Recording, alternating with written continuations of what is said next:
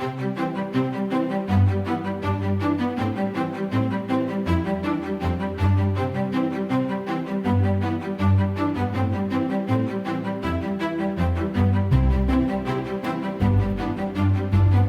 to the ITSP Magazine Podcast Network. You are about to listen to the After 40 podcast with Dr. Deborah Heiser. Whether you're seeking inspiration, guidance, or a fresh perspective on the rich possibilities life offers after 40, this podcast is your go-to source.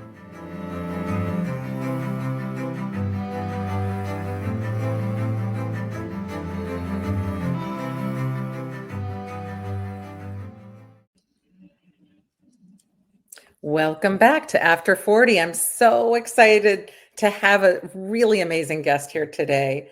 Today I have Kiki L'Italien, who is the EVP of Marketing and Community Engagement of Big Red M, where she focuses on branding, messaging, and community building.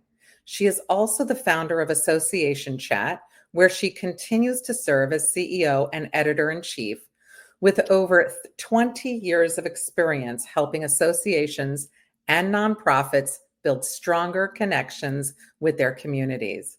Kiki believes that trust is the foundation of all effective communication. Welcome, Kiki. Oh, I'm glad to be here. Thank you. I'm glad to have you here. And listen, you've done a lot. Can you tell me, give me a little taste of this journey of yours and how you got here? Well, I got to tell you, I didn't expect to get here the way that I did. I don't think any of us really do expect to kind of have things play out the way that they do. But I started out thinking that I was going to be a journalist, and I went to school for that. And I had I was going into print journalism, and I had a really lovely professor who thought that I was extremely talented at business writing and told me about a job opportunity that was available in marketing. And this was this sort of draw into this marketing world that I didn't think that was what I was going to go into. But I took that jump and then took another jump, ending up in DC. I'm originally from Missouri. And when I ended up in DC, it was an association that needed some marketing help. And that got me into the association world, built myself up in the association world. And I think that the ongoing connection to all of that was this desire, no matter what I was doing or where I was, to just connect with people and talk about what's going on and really focus on what's the real story. And that ultimately always gets us back to trust, so Here we are. Yeah. And you really had to trust your connections all the way through as well. So making all of those leaps that you've had and trust yourself. So you're right. Trust is at the core of everything, isn't it? It is. And I think, it's been kind of fascinating as things have developed over time, because one of the things in the very beginning, playing with technology and exploring new ways to connect when it was social media and bringing people together in communities there. And then, which is what I did with some of the associations that I worked with, and then exploring live streaming and figuring out how to bring people together around community and connecting and communicating about some of these different ideas. That helped to spawn Association Chat, which is this media platform that I sold last year. And it's just continued to, sort of grow and develop, but it's something that I think that ultimately I'm just curious about what's going to happen next. And it's brought me a lot of happiness and a lot of maybe confusion over the years, but it's something that I think, now that I am where I am, I feel more comfortable with understanding its role in my life. So you've seen a lot over the past 20 years. How has the marketing landscape changed in recent years? And do you see any trends emerging?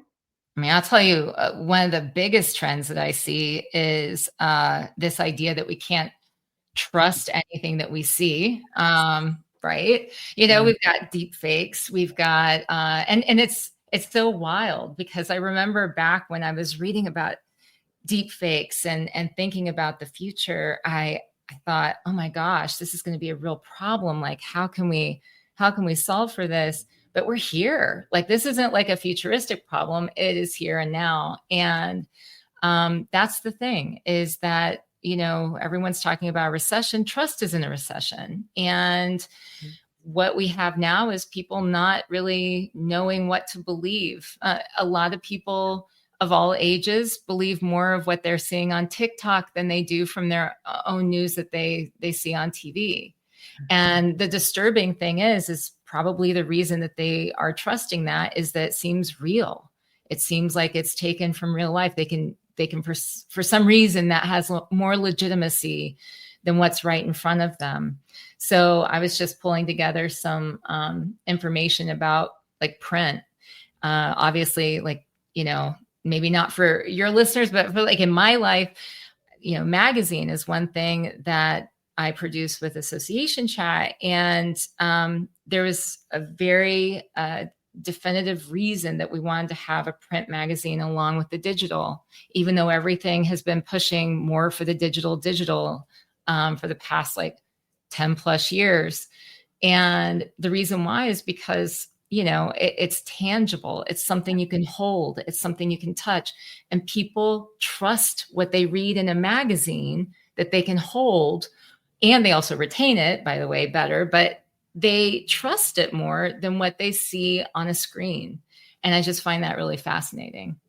That is fascinating. So where do you think it's going to go in the future? Do you think that we're going to be introducing more print, more things to build trust? Where do you think trust will go in the future? Well, I mean, I hope that we get to a place where we are able to trust things more. Hang on a second. Sorry. Okay. I'm so busy. I hope we're going to be able to get to a point where we can trust things more, where we're able to trust each other better. But right now, it's hard to say. I mean, if I look at a crystal ball and I say, what does the future hold, is cloudy at best. What I know for sure is that we're going to be looking around and trying to figure out what it is that makes the most sense, that we feel safest to trust. And that's why I think that becoming better educated about trust signals and trust cues. How can we really believe in the exchanges that we're having with other people? How can we believe in the communication that we're receiving from organizations? And this is really important stuff, because no matter whether you have a nonprofit, you're working with, a corporate organization that is trying to communicate to just anyone. What are you doing with my data? Do I feel safe when I visit your website? Do I feel safe when I'm receiving your messaging? Do I think that you have positive intention in your engagement with me? These are the types of things that I'm going to be looking at. And I think all of us are, as we try to figure out, are we interacting and engaging with another entity that we can have faith in what they're saying to us. I'm so glad you're talking about this, because there hasn't been anyone else I've been hearing talk about trust and how that looks for the future.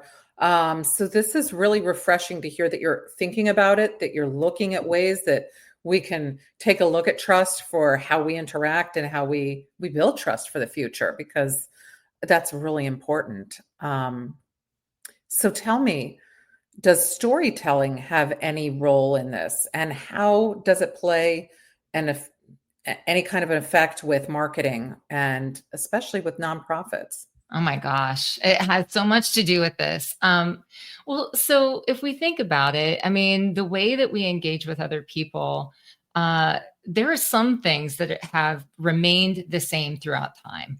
And one is that we are just engineered and geared as human beings to be able to respond to story. It's how we learn. It's how we remember things. It's like the early days of storytelling. This was how information was passed along. But honestly, this is the way that we remember things now. And I'm much more likely to remember information and details and things like that if it's told to me in the framing of a story. And so I think it's very important the way that we think about how we're communicating and how we're engaging with others to cultivate trust, to think about the ways that we tell our stories and to think about, how do we want others to interpret these? So learning how to tell stories better is really important, but also being very highly conscious and highly aware of the stories that we're already telling and maybe even telling ourselves, that can change things dramatically.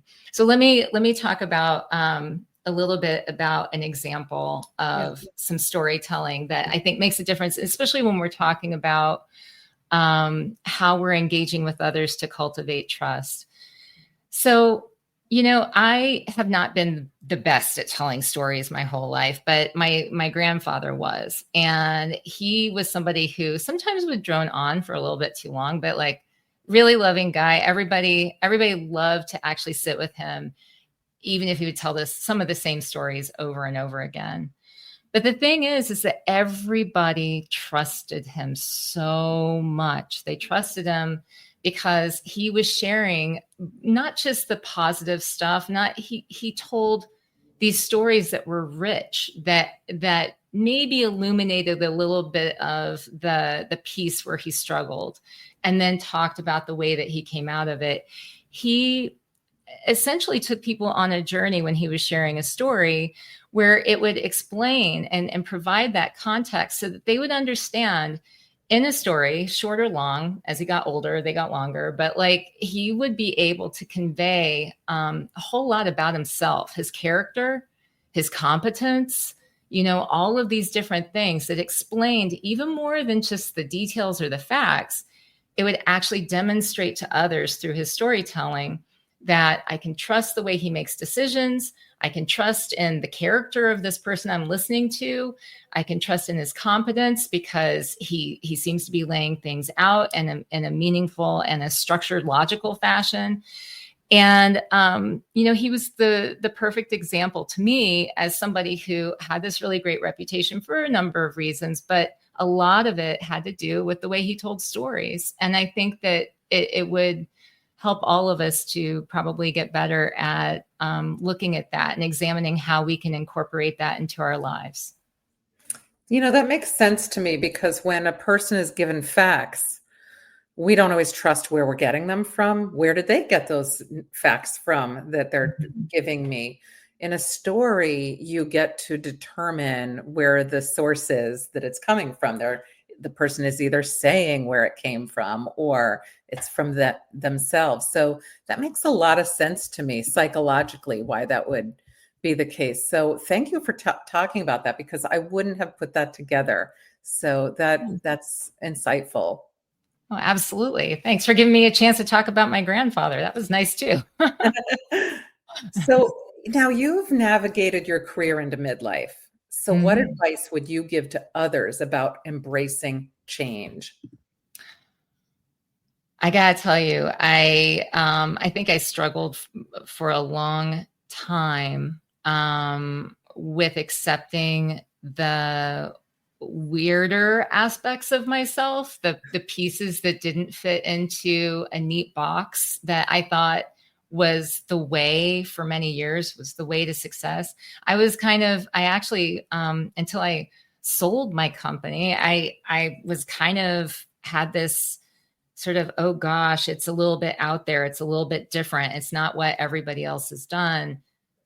These feelings around it. And I got to tell you that the older that I've gotten, the more that I have come into really owning and appreciating some of those things that are a little bit different about who I am. I see them more as strengths, and I see them as, oh, wow, this is the differentiator, right? This is the thing that is actually something that's special. I don't know how you give that to people earlier. I do think that it's this sort of evolution as you get older, and maybe that's part of the gifts that we get as we age. But like embracing these changes in my own life as I've gotten older, I'm actually looking forward, even to the gray hair. Like I'm actually looking forward to more to come, because I've been able to observe in my own life that things do keep getting better and better. It's like I there's this knowledge and appreciation that, yeah, life's not always going to go the way that you think it will, but I've managed to make it through to this point. And I do see where pretty smart, like I can figure this stuff out. And that makes me feel really good. And it actually makes me feel positive even today, when there's a lot of uncertainty around this. It does make me feel hopeful for what's to come. Yeah, that's so well said, because midlife is a time of a lot of change, but it's change that we get to usually make about ourselves. Yeah. It's the first time that we have the bandwidth to say, hey, I'm going to focus on me now, whatever that thing is. Yeah. And we have to trust ourselves at that point to be able to say, you know what, I've got this. And sometimes when we reflect, that's what we can do. We can say, I'm going to give it my all and trust that I have the knowledge, the skills, the abilities, the weirdness to make it all Yeah. happen. Yes. It's so good that you say that, because actually that's another thing about trust is like, the self-trust actually has to come first. And a lot of people who struggle with, people not always feeling like they don't come across as trustworthy, many times when you dig at it, it turns out that there's a little bit of this lack of self-trust. Yeah. And when they work on that, and and there are ways to do it, but when they work on the self-trust part, it actually improves their relationships with everyone else around them, because they trust themselves more. And isn't that great? Because like most of us, as we get older, we begin to understand that we can. We've made it through some scrapes, and we're still here and fighting. And so I think, that is one of those gifts that comes to maybe not all, but to many of us. I think it does come to us, but we don't always acknowledge it. Mhm. Until you talked about trust in the way that you did, I don't know that people necessarily put trust with storytelling, trust in marketing, and in ways that, are tangible for us. But I do know that developmentally, trust in ourselves is something that does come to us in midlife, because like you said, we've gone through the scrapes. We know what we're all about. We kind of know who we are, and Yeah. we know who our people are, and we're comfortable with that. And that's part of trust, that whole component of it. Yeah. So midlife is filled with riches like that, but we don't get to experience it unless we know what we're dealing with. And if we can put a name to it, say, yes, I trust myself, I trust my circumstances, I know what to look for, that helps to validate that feeling, which is wonderful that you're talking about trust now, so that everyone can see it in all the areas of their lives. Yeah. I mean, I really think that everyone needs to learn some of these like foundational rules of trust. It's like, what builds trust? How do people, so if you understand and appreciate why we want it, why we want others to trust us, then the next natural question is like, well, how can I demonstrate that? How can I make what are those elements that I can work on, And that's something where it's really interesting, because I've gotten pushback about what I'm about to say. You can fast track trust, right? And people say, no, you really can't. It takes time. It takes a long time to develop trust. But then I'm like, well, look at con artists. Look at, Yes, you're right. like That's so true. somehow we're making trust decisions all the time. And sometimes with, they're not the best ones. And yet, listen, these con artists, they understand what some of these trust principles are, and they use them. And what do? We think about it. They use visual cues. So, a great story. I mean, this is kind of taking us down a dark path, but if we want to look at an example, serial killer Ted Bundy what would he do? He would act like he was hurt and he would wear a sling on his arm, or he would put on like a doctor's jacket, or he would do something visually that would represent, oh, this person is, not dangerous. This is Right. somebody I can trust. This is somebody. Vulnerable. And this is for nefarious purposes. But if we took that and we flipped it and we thought about, well, how can I convey, something that will make somebody else feel more comfortable so that they feel like they can trust us? Well, the honest way to do this, the real way to approach it is, look, I am somebody who, I'm a little bit artsy, or I'm a little bit like, I want to convey, I want what I'm saying out of my mouth and telling you about myself, what I'm writing in my display. I need you to see and interpret that visually so that it makes sense. Is that congruent with what you understand? If I tell you that I'm a detail-oriented person, but in the back, you see that I've got like laundry overflowing on the, and things falling off of my bookshelves, that is, even if there's an excuse for it, even if I just had people going through my house, that's going to tell you there's incongruency there, and it's going to create this barrier to trust. Yeah. So the rule to this isn't that, you have to like put on a costume to match what your LinkedIn profile says. Really, it's just to say, be aware of anything that's going to create barriers and try to eliminate them if you can, because if you're able to do that, then it's going to help people to believe in what you're saying more, believe in your communication, and trust you better. And that's just one example, but there's so many. I mean, I think about, go ahead. I was just going to say, this just came to me. You can't be congruent if you don't trust yourself. Right. Really. Yes. And so that yes. bit of trust that you're talking, like I'm learning from you right now. It's pretty awesome. So, you're talking about having everything be the same and not posing in a different way. That's going to make a person not trust you if you're doing that. And that makes sense. Mm-hmm. And we can always pick out the person who's got one image in one place and another image in another place. And when they don't match, you say, who is that? Well, that person probably doesn't know who they are either. There's a lot of that's happening. So, wow, this is so deep. I love that you're looking at trust. I love that you're talking about it in a new way, because a lot of people are so afraid of it with AI coming around, like you said, deep fakes. But there are ways that, we can look at the people around us and assess them. Yeah. And lucky us, for humans, we have flaws. We have unique little things about us that make us a little bit different. And in the age of AI, it's kind of nice to see an occasional typo, because you begin to believe that might have actually been written by somebody actively engaging with content in real time, versus somebody who may have put something through AI and like put it up. I want to say I am definitely, I use AI every day. I use generative AI specifically, and I love ChatGPT and Claude for all of the things that they can do. But this idea of, can I trust that somebody really sent me that in-depth, meaningful, note, and it was from the heart, and it wasn't generated by AI? Can I trust that?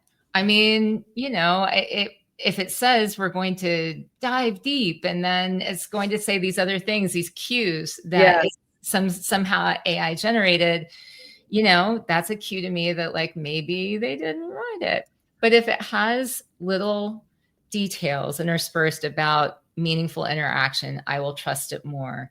In the association world, or basically in any kind of marketing, if it's something that is for that audience's jargon and understanding, something that they know internally, they recognize as, this is part of us. This writing is speaking to me, and I can tell it reads as true. Even if you are using that to help you craft what you're posting or sharing, it at least shows that the person behind it that's working with AI understands who they're Yeah. writing for, right? And so, and that's what we're really looking for. Can I trust this? Does this person really understand who I am? Who created this? Right. Does this company, does this organization really understand? Is anyone there behind the curtain? Yes. Yeah, you're right. The Oz effect. Um, so, what do you think are the biggest challenges faced by women in leadership roles Mhm. today? I think that, well, I mean, one is that I think that a lot of women are kind of looking around. I'll speak for myself, but you're kind of looking around and saying, gee, there's a lot that's shifting in our society right now. I'm not sure exactly how things are going to fall out. There's this whole trad wife movement, and, which is, I don't Define know. that, because I just had that defined for me. I did not know what Yes. that was. So trad wife movement, this is a whole look, aesthetic idea of it being popular. And you can see this in Instagram and TikTok. But trad wife is all about being the traditional wife. And, it's a lot of younger women who are wearing more conservative clothing that's very feminine, and they're choosing to stay home, and they're choosing to have more traditional roles. And, to be clear, there's nothing wrong with taking more traditional roles, but this idea is it's sort of glorifying and making that, making it so that that is the preferred way to be, right? Like we should go back to a more traditional roles, like they were in maybe the 1950s, right?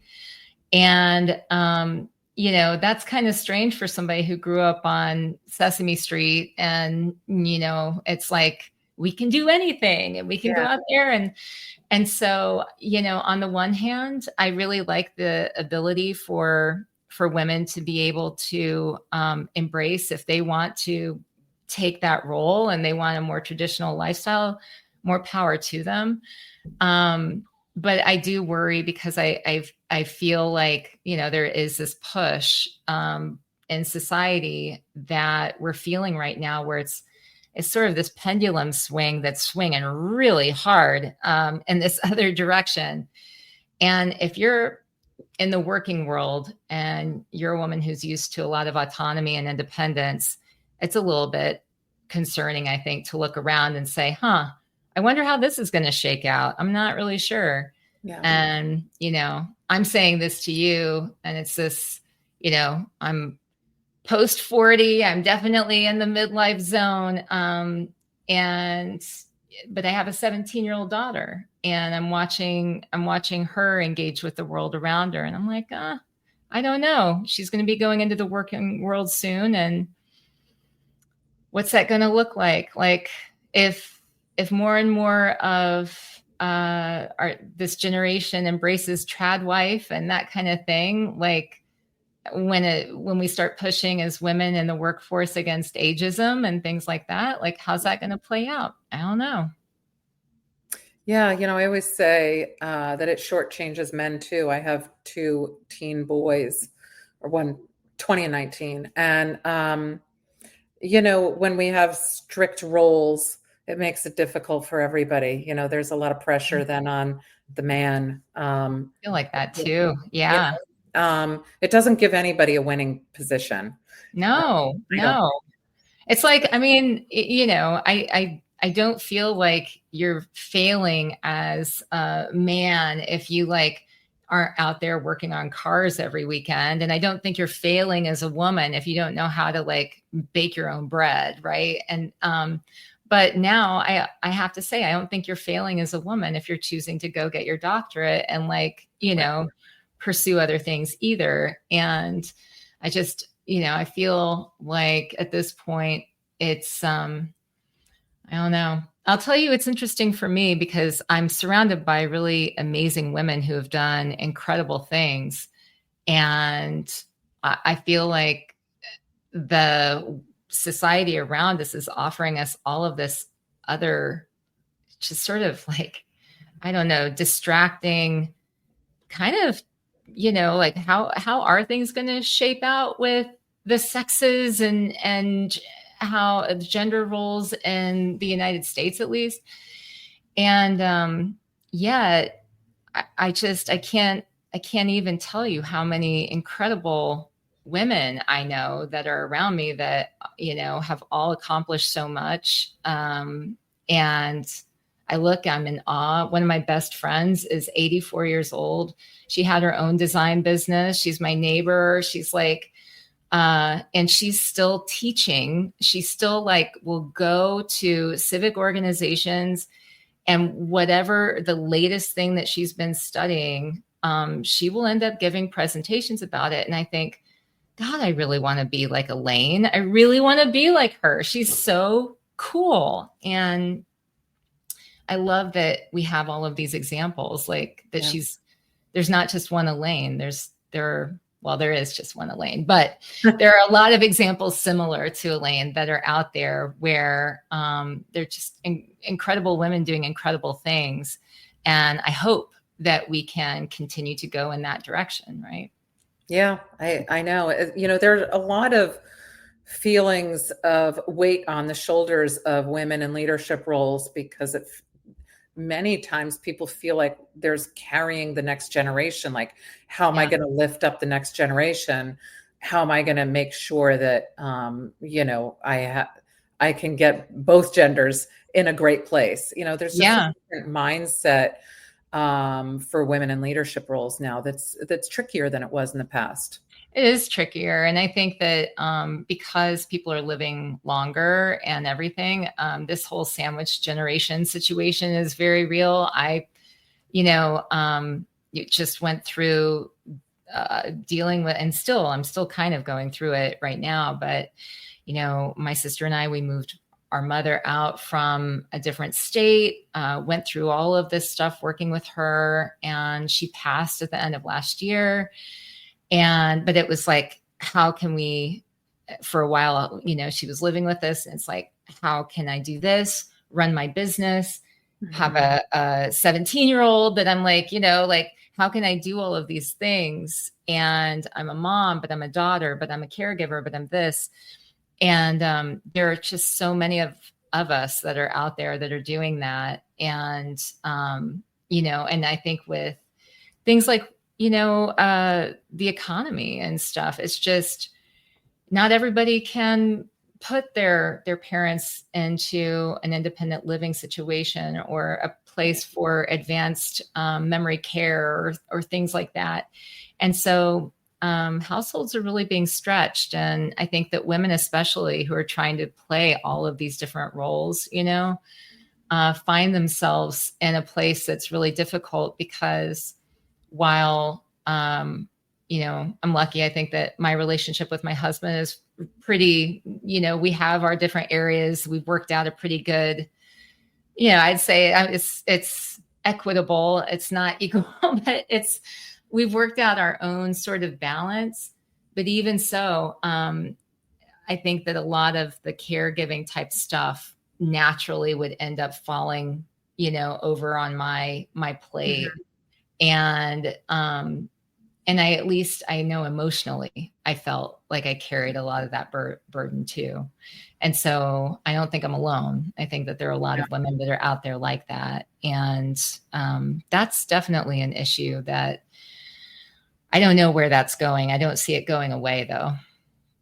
Yeah, but I'm glad you're talking about it because there's so many people in midlife who don't know that other people are going through the same thing. Mm-hmm. The sandwich generation with all of the care that is giving to parents and children, and the whole family lifestyle. So, we often leave that out and just focus on a person's career. Mm-hmm. But I want to shift it back now to trust again. And I want to finish up our conversation with trust because that is something new and refreshing. And I think that I love that you're looking at trust in a way that is different than the distrust that we've all been sort of afraid of, right. And mistrust. So can you tell us a little bit about where we might be able to look forward to thinking about trust in our lives in terms of where we're going to go with marketing in our life, in any other way that you see that we can insert trust? Well, I think this, like anything, once you become more aware and you start paying more attention to it, it becomes easier to identify ways that you can use what you understand about trust. Once you've decided that's a value that you care about, then you begin to identify, oh, well, here's where I may not be demonstrating the kind of behavior that would make it easier for somebody to believe in me. Or here is a way that, I think that if they shifted that, maybe in my management style, if I have more clear communication with somebody that I'm working with, and I explain, when you do this, it makes it hard for me to understand if something's getting done. A huge issue, this comes up with like remote work and stuff like that. A lot of people have people that are spread out, and working in different areas. And I think more honest, straightforward trust conversations would help. I think this is why I don't need to see everything that you're doing, and I don't need you to account for every single minute of the day. But if we use these Monday boards, or if we use this, I will understand that progress is being made. This is what this tells me. And when there's an explanation of why certain things are in place the way that they are, it allows people to understand the thought process behind it, and it allows for better trust to be generated.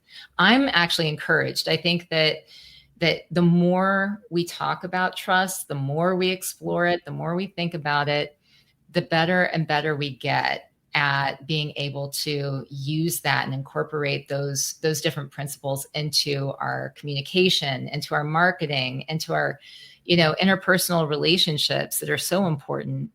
And hopefully that ends up allowing us to become better at it at a grander scale, right?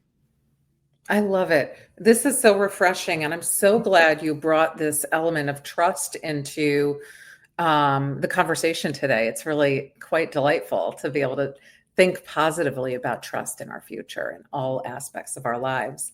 Well, I love it. Yeah. Thank you for letting me to talk about it. I think that's great. So tell me, where can people find you? And where can people reach out to you should they want to get in touch with you? All right. So people can find me at, my name's a little complicated, KikiL'Italien.com. They can always find my writing at associationchat.com.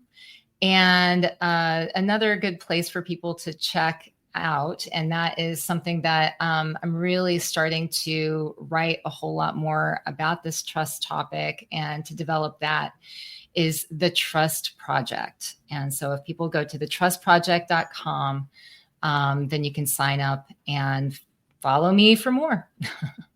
I can't wait to have you back on to talk more about the Trust Project in about a month or two, because this is fabulous. So thank you, Kiki, for coming on. And everyone, everything that we talked about will be in the show notes. So do not worry about spelling Kiki's name. It'll be in the show notes.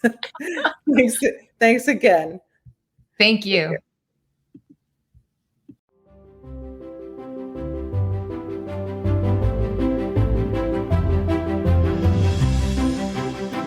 We hope you enjoyed this episode of the After 40 podcast with Dr. Deborah Heiser, part of the ITSP Magazine Podcast Network.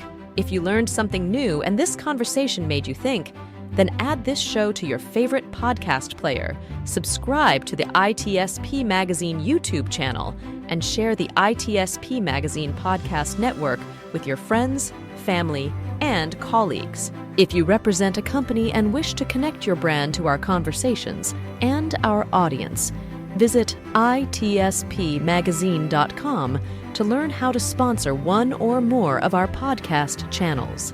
We hope you will come back for more stories and follow us on our journey.